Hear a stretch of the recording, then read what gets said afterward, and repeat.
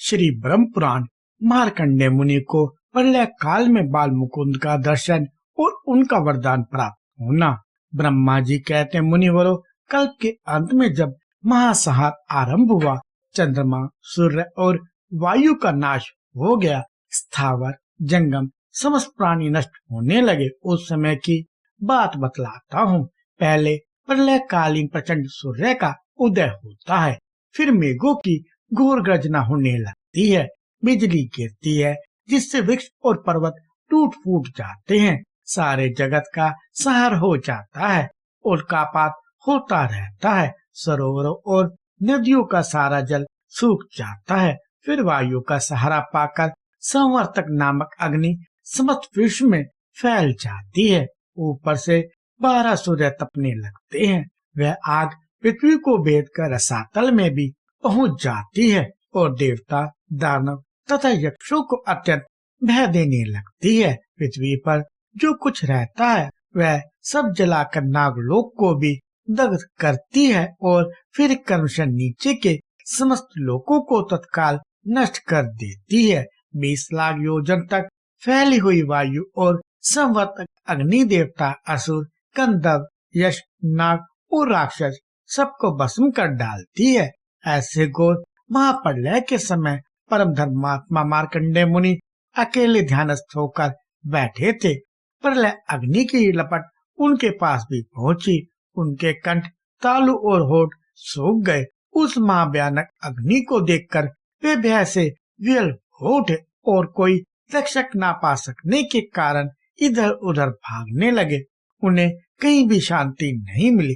वे सोचने लगे, क्या करूं, समझ नहीं आता किसकी शरण में जाऊं, किस प्रकार सनातन देव पुरुषेश का दर्शन करूं। इस प्रकार एकाग्र भाव से चिंतन करते करते वे महाप्रलय के कारणभूत सनातन दिव्य पद पुरुषेश नामक वटराज के पास पहुंच गए। उस दिव्य वट को देखकर मुनि बड़ी उतावली के पास उसके निकट गए और उसकी जड़ पर जा बैठे। वहां ना तो कालाग्नि का भय था, न अंगारों की वर्षा का, न वहां संवर्तक अग्नि आ सकती थी और न वज्रपात आदि का ही डर था। तदंतर विद्युत मालाओं से विभूषित गजराजों के समान कांति वाले महामेघ आकाश में घुमाड़ाए। उन्होंने समुच्चय आकाश को ढक लिया और इतनी वृष्टि की कि पर्वत, वन और आकारों से समस्त पृथ्वी जल राशि में डूब गई। संपूर्ण दिशाएं पानी से भर गई। मूसलाधार वृष्टि करके वसुंधरा को डुबाने वाले मेघों ने उस भयंकर संवर्तक कालाग्नि को बुझा दिया। इस प्रकार 12 वर्षों तक भारी वृष्टि होती रही। समुद्र ने अपनी मर्यादा छोड़ दी, पर्वत गल गल कर बह गए और पृथ्वी पानी में डूब गई। तत्पश्चात प्रचंड आंधी उठी, उस प्रबल प्रभंजन के वेग से सारे मेघ छिन्न हो गए। उसके बाद भगवान विष्णु उस भयंकर वायु को पीकर 91 में शयन करने लगे। उस समय समस्त स्थावर जंगम का अभाव हो गया था। देवता, असुर, मनुष्य, यक्ष और राक्षस भी नष्ट हो गए थे।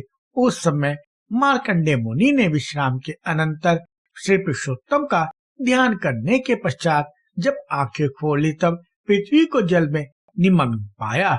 वह वटवृक्ष, पृथ्वी, दिशा आदि, सूर्य, चंद्रमा, अग्नि, वायु, देवता, असुर और नाग आदि कोई भी दिखाई नहीं देते थे। मुनिवर मार्कंडेय भी स्वयं जल में गोता खाने लगे। तब उन्होंने तैरना आरंभ किया। वे भाव से इधर उधर तैरते हुए भटकने लगे। उन्हें कोई अपना रक्षक नहीं मिलता था। उनके ध्यान करने से भगवान पुरुषोत्तम को प्रसन्नता हुई थी, अतः मुनि को भय से व्याकुल देख वे कृपा पूर्वक बोले, उत्तम व्रत का पालन करने वाले बेटा मार्कंडेय, तुम अभी बालक हो, थक गए होंगे, आओ आओ शीघ्र मेरे पास चले आओ। अब तुम्हें डरने की आवश्यकता नहीं है, मेरे सामने आ गए हो। भगवान की यह बात सुनकर मुनि चिंता में निमग्न हो गए। सोचने लगे, क्या मैंने स्वप्न देखा है अथवा मुझ पर यह मोह छा गया है। यह विचार आते ही उनके मन में दुखनाशक बुद्धि का उदय हुआ। उन्होंने यह निश्चय किया कि मैं भक्ति पूर्वक भगवान पुरुषोत्तम की शरण में जाऊंगा। इस निश्चय के अनुसार मार्कंडेय मुनि मनी मन भगवान का स्मरण करते हुए उनकी शरण में गए। तब उन्होंने जल के ऊपर पुनः उस विशाल वट वृक्ष को देखा। उसके ऊपर सुंदर दिव्य पलंग बिछा हुआ था, जिस पर बालक रूपधारी भगवान श्री कृष्ण विराजमान थे। वे कोटि कोटि सूर्य के समान तेजस्वी शरीर से दे दीप्यमान हो रहे थे। चार भुजा, सुंदर अंग, पद्म पत्र के समान विशाल नेत्र, श्री वत्स चिन्ह से भूषित वक्षस्थल और हाथों में शंख, चक्र और गदा थे। हृदय वनमाला से आवृत था। वे दिव्य कुंडल धारण किए हुए थे। गले में बहुत से हार शोभा पाते थे। दिव्य रत्नों से उनका श्रृंगार किया गया था। भगवान को इस रूप में देखकर मार्कंडेय मुनि के नेत्र आश्चर्य से खिल उठे। उनका शरीर रोमांचित हो गया। वे भगवान को प्रणाम करके बोले, अहो, इस भयानक एकानव में यह बालक कैसे निर्भय रहता है। इस प्रकार विचार करते हुए वे इधर उधर बह रहे थे। उनकी चेतना लुप्त होती जा रही थी। वे अपने उद्धार के लिए व्याकुल हो गए। उस समय उन्हें बड़ा खेद हुआ। इधर वट वृक्ष पर सोया हुआ बालक बाल सूर्य के समान प्रकाशित हो रहा था। वह अपनी महिमा में ही स्थित था। मार्कंडेय मुनि उस संपूर्ण तेजोमयी बालक की ओर देखने में भी असमर्थ हो गए। मुनि को अपनी ओर आते देख बालक ने हंसते हुए मेघ के समान गंभीर वाणी में कहा, बेटा, जानता हूँ तुम थक गए हो और अपनी रक्षा के लिए मेरे पास आए हो। अब शीघ्र ही मेरे शरीर में प्रवेश कर जाओ, यहाँ तुम्हें पूर्ण विश्राम मिलेगा। बालक की बात सुनकर मार्कंडेय मुनि कुछ बोल ना सके। वे भगवान की माया से मोहित विवश होकर बालक के खुले हुए मुंह में प्रवेश कर गए। उसके उदर में प्रवेश करने पर उन्होंने वहां अनेक जनपदों से घिरी हुई समुची पृथ्वी देखी। खारे पानी, ईख के रस, घी, दही और मीठे जल के समुद्र को देखा। जम्बू, प्लक्ष, शालमल, कुश, कोंच, शाक और पुष्कर नामक द्वीपों का अवलोकन किया। भारत आदि संपूर्ण वर्ष और पर्वतों का निरीक्षण किया। सब रत्नों से संपन्न सुवर्ण में मेरुगिरी को भी देखा, जो अनेक प्रकार के रत्न में शिखरों से विभूषित, अनेक कंदराओं से युक्त, नाना मुनि जनों से व्याप्त, भांति भांति के वृक्षों और वनों से परिपूर्ण, अनेक जीव जंतुओं से सेवित, अनेकानेक आश्चर्यों से युक्त, बाघ, सिंह, सुअर, चंवर, गाय, भैंसे, हाथी, हरिण, वानर तथा अन्य जीव जंतुओं से सुशोभित एवं अत्यंत मनोहर था। इंद्र आदि अनेक देवता, सिद्ध, चारण, नाग, मुनि, यश, अप्सराएं तथा अन्य स्वर्गवासियों से उस पर्वत की पूर्ण शोभा हो रही थी। इस प्रकार शोभा में सुमेरु पर्वत को देखते हुए वे बालक के उदर में भ्रमण करने लगे। उन्होंने क्रमशः हिमवान, हेमकूट, निषद, गंधमादन, श्वेत, दुधर, नील, कैलाश, मंदरगिरी, महेंद्र, मलय, विंध्या, पारियात, अर्बुद, सहम, शुक्तिमान तथा मैनाक आदि बहुत से पर्वतों को देखा। उन्होंने इस लोक में जितने भी चराचर भूत देखे थे, वे सब उन्हें भगवान की खुशी में दृष्टि गोचर हुए। अथवा बहुत कहने की क्या आवश्यकता। ब्रह्मा से लेकर कीट पर्यंत संपूर्ण स्थावर जंगम जगत, भूलोक, भुवलोक, स्वलोक, महलोक, जनलोक, तपलोक, सत्यलोक, अतल, वितल, सुतल, पाताल, रसातल और महातल रूप ब्रह्मांड को उन्होंने बालक रूपी भगवान के उदर में देखा। उस समय मार्कंडेय जी की सर्वत्र बेरोटोक गति थी। भगवान की कृपा से उनकी स्मरण शक्ति का लोप नहीं हुआ था। वे भगवान के उदर में संपूर्ण जगत का अवलोकन करते हुए घूमते फिरे, किंतु उनके शरीर का कहीं अंत नहीं मिला। तब वे वरदायक देवता श्री हरि की शरण में गए। इसी समय सहसा वे वायु के वेग से खींचकर भगवान के खुले हुए मुख से बाहर निकल आए। बाहर निकलने पर उन्हें पुनः मनुष्यों से सुनने सारी पृथ्वी एकावन के जल में निमग्न दिखाई दी। साथ ही वट वृक्ष की शाखा पर पलंग के ऊपर विराजमान शिशु रूपधारी भगवान का भी दर्शन हुआ, जो संपूर्ण जगत को अपने उदर में लेकर विराजमान थे। उनका वक्षस्थल श्रीवत्स चिन्ह से सुशोभित, नेत्र पद्म पत्र के समान विशाल और श्री अंग पीताम्बर से आच्छादित था। उनकी 4 भुजाएं शोभा पा रही थी। भगवान ने देखा मार्कंडेय मुनि मुख से निकलकर जल में तैरते हुए अचित से हो रहे हैं। तब उन्होंने हंसकर कहा, बेटा, क्या तुमने मेरे उदर में रहकर विश्राम कर लिया? वहाँ घूमते समय तुमने क्या क्या आश्चर्य देखा? मुनिश्रेष्ठ, एक तो तुम मेरे भक्त हो, दूसरे थके मांदे और तीसरे मेरे शरणागत हो। अतः तुम्हारा उपकार करने के लिए मैं तुमसे बातचीत करता हूँ। इधर मेरी ओर देखो तो सही। भगवान का यह वचन सुनकर मार्कंडेय मुनि का रोम रोम हर्ष से खिल उठा। यद्यपि दिव्य रत्नों से अलंकृत तेजों में भगवान की ओर देखना अत्यंत कठिन था, तो भी उन्होंने उनको देखा। भगवान की कृपा से उन्हें क्षण भर में नूतन प्रसन्न एवं निर्मल दृष्टि प्राप्त हो गई। तब मार्कंडेय जी ने भगवान के देववंदित चरणों को, जिनकी उंगलियां और तलवे लाल लाल थे, समस्त मस्तक झुकाकर प्रणाम किया। हर्ष से युक्त और विस्मित होकर बारंबार उनकी ओर देखा तथा हाथ जोड़कर हर्ष गदगद वाणी में उन परमात्मा का स्तवन आरंभ किया। मार्कंडेय जी बोले, माया से बाल रूप धारण करने वाले देव देव जगन्नाथ, कमल के समान सुंदर नेत्रों वाले सुश्रेष्ठ पुरुषोत्तम, मैं दुखित होकर आपकी शरण में आया हूँ, मेरी रक्षा कीजिए। संवर्तक नामक अग्नि ने मुझे संतप्त कर रखा है। मैं अंगारों की वर्षा से भयभीत हो रहा हूँ, मेरा उद्धार कीजिए। देवेश पुरुषोत्तम, मैंने आपके उदर में चराचर जगत का अवलोकन किया है, इससे मुझे बड़ा विस्मय हुआ है। मैं विषादग्रस्त तो हूँ ही, मेरी रक्षा कीजिए। पुरुषोत्तम, इस अवलंब शून्य संसार में आपके सिवाय दूसरा कोई सहारा देने वाला नहीं है। मुझ पर प्रसन्न होइए। सूरश्रेष्ठ, प्रसन्न होइए। विबुध प्रिय, प्रसन्न होइए। देवताओं के नाथ, प्रसन्न होइए। देवताओं के निवास स्थान, प्रसन्न होइए। जगत के कारणों के भी कारण सर्वलोकेश्वर, मुझ पर प्रसन्न होइए। सबकी सृष्टि करने वाले देव, प्रसन्न होइए। धरनीधर, मुझ पर प्रसन्न होइए। जल में निवास करने वाले परमेश्वर, मुझ पर प्रसन्न होइए।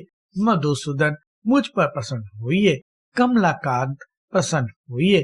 त्रिदेशेश्वर, प्रसन्न होइए। कंस और केसी का नाश करने वाले श्री कृष्ण, प्रसन्न होइए। अष्टासुर का नाश करने वाले गोविंद, प्रसन्न होइए। दैत्य नाशक श्री कृष्ण, प्रसन्न होइए। दानवों का अंत करने वाले वासुदेव, प्रसन्न होइए। मथुरावासी हरे, प्रसन्न होइए। यदुनंदन, प्रसन्न होइए। इंद्र के छोटे भाई उपेंद्र, प्रसन्न होइए। वरदायक अविनाशी देव, प्रसन्न होइए। भगवान, आप ही पृथ्वी, आप ही जल, आप ही अग्नि और आप ही वायु हैं। जगत पते, आकाश, मन, अहंकार, बुद्धि, प्रकृति तथा सत्वादि गुण भी आप ही हैं। आप संपूर्ण विश्व में व्यापक पुरुष हैं, पुरुष से भी उत्तम पुरुषोत्तम है। प्रभु, आप ही संपूर्ण इंद्रिया और उनके शब्द आदि विषय हैं। आप ही दिक्पाल, धर्म, वेद, दक्षिणा सहित यज्ञ, इंद्र, शिव, देवता, भविष्य और अग्नि है। वसु, रुद्र, आदित्य और ग्रह भी आपके ही स्वरूप है। और जितनी भी जातियां हैं, जो कुछ भी जीव नामधारी पदार्थ है, वह सब आप ही हैं। अधिक कहने की क्या आवश्यकता। ब्रह्मा से लेकर तिनके तक जो कुछ भी भूत, भविष्य और वर्तमान चराचर जगत है, वह आप ही हैं। देव आपका ही परम स्वरूप है। वह कुटस्थ, अचल एवं ध्रुव है, जो ब्रह्मा आदि देवता भी नहीं जान पाते। फिर हम जैसे छोटी बुद्धि वाले मनुष्य कैसे उसका तत्व समझ सकते हैं। भगवान, आप शुद्ध स्वरूप, नित्य, प्रकृति से परे, अव्यक्त, शाश्वत, अनंत एवं सर्वव्यापी महेश्वर हैं। आप ही आकाश स्वरूप, परम शांत, अजन्मा, व्यापक एवं अविनाशी हैं। इस प्रकार आपके निर्गुण एवं निरंजन माया रहित शुद्ध रूप की स्तुति कौन कर सकता है। देव, अविनाशी देव देवेश्वर, मैंने जो विकल एवं अल्प ज्ञान होने के कारण आपके स्तवन की दिष्टा की है, उसे आप क्षमा करने की कृपा करें। मार्कंडे जी के इस प्रकार स्तुति करने पर भगवान बहुत प्रसन्न हुए और मेघ के समान गंभीर वाणी में बोले, मुनि श्रेष्ठ, तुम्हारे मन में जो अभिलाषा हो उसे कहिए। ब्रह्मर्षि, तुम मुझसे जो कुछ चाहोगे वह सब तुम्हें दूंगा। मार्कंडे जी बोले, देव, मैं आपको और आपकी माया को जानना चाहता हूँ। देवेश, आपकी कृपा से मेरी स्मरण शक्ति लुप्त नहीं हुई है। पुंडरीकाक्ष, आप अव्यय हैं। मैं आपके तत्व को समझना चाहता हूँ। इस संपूर्ण जगत को पीकर आप साक्षात परमेश्वर यहाँ बाल रूप में क्यों रहते हैं? ये सब बातें बताने की कृपा करें। मुनि के इस प्रकार पूछने पर परम कांतिमान देवादिदेव श्री हरि ने उन्हें सांत्वना देते हुए कहा, ब्राह्मण, देवता भी मुझे ठीक ठीक नहीं जानते, किंतु तुम पर प्रेम होने के कारण मैं अपना रहस्य बतलाऊंगा कि कैसे इस जगत की सृष्टि करता हूँ। ब्रह्मेशे, तुम पितृभक्त हो और मेरी शरण में आए हो, इसलिए तुम्हें मेरे स्वरूप का प्रत्यक्ष दर्शन हुआ है।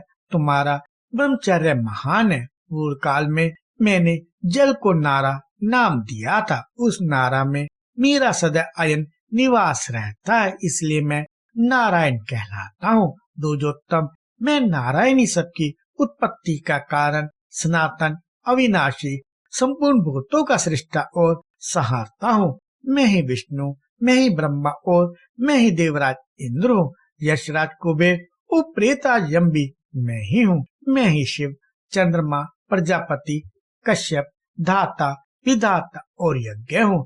अग्नि मेरा मुख, पृथ्वी, चरण, चंद्रमा और सूर्य नेत्र, भूलोक मस्तक, आकाश और दिशाएं, कान तथा जल स्वेद है। दिशाओं सहित आकाश मेरा शरीर और वायु मेरे मन में स्थित है। मैंने पर्याप्त दक्षिणा वाले अनेकों यज्ञों का अनुष्ठान किया है। पृथ्वी पर वेद के विद्वान देवज्ञ में स्थित मुझ विष्णु का ही यजन करते हैं। स्वर्ग की इच्छा रखने वाले मुख्य मुख्य क्षत्रिय और वैश्य भी यज्ञ के द्वारा मेरी आराधना करते हैं। मैं ही शेषनाग होकर चारों ओर के समुद्र और मेरु पर्वत से समस्त पृथ्वी का अकेला ही धारण करता हूँ। पूर्व काल में वह रूप धारण करके मैंने ही जल में डूबी हुई इस पृथ्वी का अपनी शक्ति से उद्धार किया था। दूसरे, मैं ही बड़वानल होकर समुद्र का जल पीता और मेघ रूप से उसकी वर्षा करता हूँ। ब्राह्मण मेरा मुख, क्षत्रिय मेरी भुजाएं, वैश्य जांघ और शूद्र चरण है। ऋग्वेद, यजुर्वेद, सामवेद और अथर्ववेद मुझसे ही प्रकट होते हैं और फिर मुझ में ही प्रवेश कर जाते हैं। ज्ञान प्रयाण सन्यासी, संयमशील जिज्ञासु तथा काम, क्रोध एवं द्वेष से रहित, अनासक्त, निष्पाप, सत्व्रत, अहंकार शून्य तथा अध्यात्म तत्व के ज्ञाता ब्राह्मण सदा मेरा ही चिंतन करते हुए उपासना करते हैं।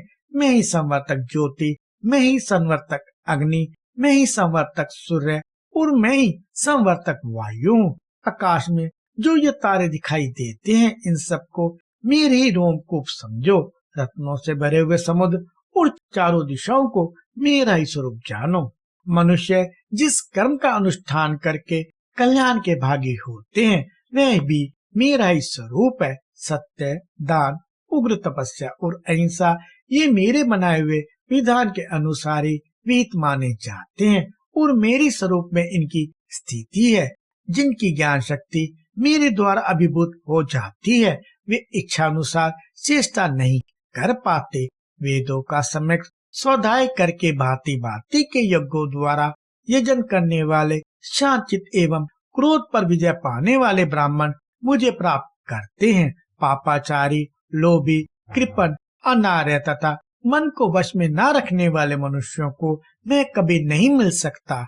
जिनके अंतकरण शुद्ध है, उन्हें प्राप्त होने वाला मान फल मुझे ही समझो। कुयोग से भी मूढ़ मनुष्यों के लिए मैं अत्यंत दुर्लभ हूँ। संशरों मने जब जब धर्म की हानि और अधर्म का उत्थान होता है, तब तब मैं अपने को प्रकट करता हूँ। हिंसा प्राण दैत्य तथा भयंकर राक्षस जो बड़े बड़े देवताओं के लिए भी अवध्य हैं, जब इस संसार में जन्म लेते हैं, तब मैं पुण्य आत्मा पुरुषों के घरों में अवतार लेता हूँ। मनुष्य देह में प्रवेश करके समस्त बाधाओं का शमन करता हूँ। देवता, मनुष्य, गंधर्व, नाग तथा राक्षसों और स्थावर भूतों की अपनी माया से सृष्टि करके मैं पुनः उनका संहार करता हूँ। फिर कर्म काल में उनके योग्य शरीर का विचार करके सृष्टि करता हूँ। मेरा स्वरूप भूत धर्म सतयुग में श्वेत रहता है, त्रेता में श्याम होता है, द्वापर आने पर लाल हो जाता है और कलयुग में काला पड़ जाता है। प्रलय काल आने पर मैं ही अत्यंत दारुण काल रूप हो अकेला ही समस्त लोकी का नाश करता हूँ। उत्पत्ति, पालन और सार ये तीन मेरे ही धर्म है। मैं संपूर्ण विश्व का आत्मा और सब लोगों को सुख पहुँचाने वाला हूँ। मेरा किसी से पार्थक्य नहीं है। मैं सर्वव्यापी, अनंत और इंद्रियों का नियंता हूँ। मेरे डग बहुत बड़े हैं। मैं अकेला ही काल चक्र का संचालन करता हूँ। जो ब्रह्म का रूप है वह मेरा ही है। वही संपूर्ण भूतों को शांति देने वाला है। उसका उद्यम संपूर्ण भूतों के हित के लिए ही होता है। मुनि श्रेष्ठ, इस प्रकार मेरा आत्मा संपूर्ण भूतों में सन्निहित है, फिर भी मुझे कोई नहीं जानता। भक्तगण सब लोगों में सर्वथा मेरा पूजन करते हैं। ब्राह्मण, मुझ में तुमने जो कुछ भी क्लेश का अनुभव किया है वह सब तुम्हारे सुख के उदय और कल्याण की प्राप्ति का कारण है। तुमने लोक में स्थावर जंगम रूप जो कुछ भी देखा है वह सब संपूर्ण भूतों को उत्पन्न करने वाला मेरी आत्मा ही है, जिसे मैंने उस रूप में प्रकट किया है। मैं ही शंख, चक्र और गदा धारण करने वाला नारायण हूँ। जब तक 1000 महायुगों का समय नहीं बीत जाता तब तक संपूर्ण विश्व को मोहित करके यहाँ जल में शयन करता हूँ। मुनि श्रेष्ठ, जब तक ब्रह्म सोकर उठ नहीं जाते तब तक मैं हर समय यहाँ शिशु रूप में निवास करता हूँ।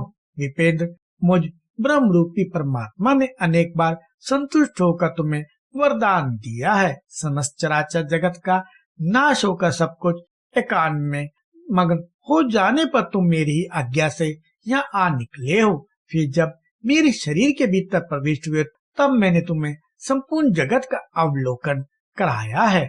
वहाँ संपूर्ण लोगों को देखकर तुम विस्मय में पड़ गए और मुझे समझ नहीं पाए। तब तुरंत ही मैंने तुम्हें अपने मुख से बाहर निकाल दिया और जो देवता और असुरों के लिए दुर्जय है उस अपने आत्म तत्व का तुमसे वर्णन किया है। ब्रह्म से जब तक महातपस्वी ब्रह्मा जी जागते नहीं तब तक तुम यही निर्भय होकर सुख पूर्वक विचरो। उनके जागने के बाद मैं अकेला ही समस्त भूतों और उनके शरीरों की सृष्टि करूंगा। इतना कहकर भगवान ने मुनिवर मार्कंडेय जी से पूछा, मुने, तुमने जिस अभिप्राय से मेरी स्तुति की है उसे कहो, मैं तुम्हें शीघ्र ही उत्तम वरदान दूंगा। भगवान का यह कल्याण में वचन सुनकर मार्कंडेय मुनि सहसा उनके चरणों में गिर पड़े और इस प्रकार बोले, देवेश, मैंने आपके उत्कृष्ट स्वरूप का दर्शन किया, इससे मेरा सारा मोह दूर हो गया। नाथ, अब मैं आपकी कृपा से ये चाहता हूँ कि संपूर्ण लोगों के हित, भिन्न भिन्न भावनाओं की पूर्ति तथा शैव और वैष्णवों के विवाद निवारण के लिए मैं इस परम उत्तम पवित्र पुरुषोत्तम तीर्थ में भगवान शिव का बहुत बड़ा मंदिर बनवाऊं और उसमें शंकर जी की प्रतिष्ठा करूं। इससे संसार के लोग ये जान लेंगे कि विष्णु और शिव एक रूप ही हैं। यह सुनकर भगवान जगन्नाथ ने पुनः महामुनि मार्कंडेय जी से कहा, ब्राह्मण, तुम मेरी आज्ञा से शीघ्र ही एक मंदिर बनवाओ और उसमें नाना भाव की पूर्ति एवं आराधना के लिए परम कारणभूत भुवनेश्वर लिंग की स्थापना करो। उनके प्रभाव से तुम्हारा भगवान शिव के लोक में अक्षय निवास होगा। शिव की स्थापना करने पर मेरी ही स्थापना होती है। हम दोनों में तनिक भी अंतर नहीं है। हम एक ही तत्व दो रूप में व्यक्त हुए हैं। जो रुद्र है वही विष्णु है, जो विष्णु है वही महादेव है। वायु और आकाश की भांति हम दोनों में कोई अंतर नहीं है। जो अज्ञान से मोहित है वह इस बात को नहीं जानता कि जो गरुड़ ध्वज है वही वृषभ ध्वज है। अतः ब्राह्मण, तुम अपने नाम से शिवालय बनवाओ और देवादिदेव भगवान से उत्तर की ओर एक सुंदर तीर्थ सरोवर का निर्माण करो। वह अतीत मनुष्य लोक में मार्कंडे हित के नाम से विख्यात होगा। उसमें स्नान करने से सब पापों का नाश हो जाएगा। मार्कंडे मुनि से यूं कहकर सर्वव्यापी जनार्दन वहीं अंतर्ध्यान हो गए। कृपया लाइक, शेयर और सब्सक्राइब करें।